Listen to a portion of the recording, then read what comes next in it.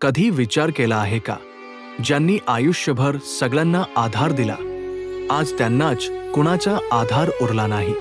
सन 1965 पासून कुष्ठरोग आश्रम धुळे हे फक्त एक आश्रम नाही, तर अनेक वृद्ध, आजारी आणि गरजू लोकांसाठी आपलं घर बनलं आहे.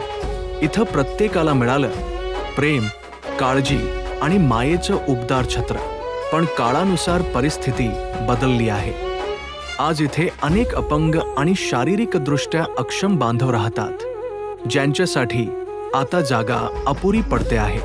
पावसात भिजणारे, उन्हात तापणारे हे जीव फक्त एका छपराच्या आस्याची वाट पाहत आहेत. म्हणूनच सहकार्य प्रतिष्ठान या दिवाळीत एक पवित्र संकल्प करत आहे, या अपंग बांधवांसाठी एक नवीन निवारा घर उभारण्याचा, जेणेकरून तेही सन्मानाने, सुरक्षिततेने आणि आनंदाने जगू शकतील.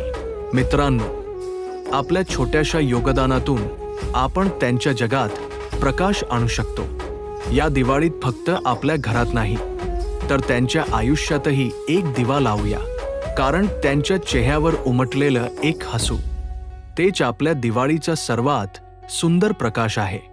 सहकार्य प्रतिष्ठान, प्रकाश प्रत्येकाच्या आयुष्यात पोहोचवण्याचा प्रयत्न.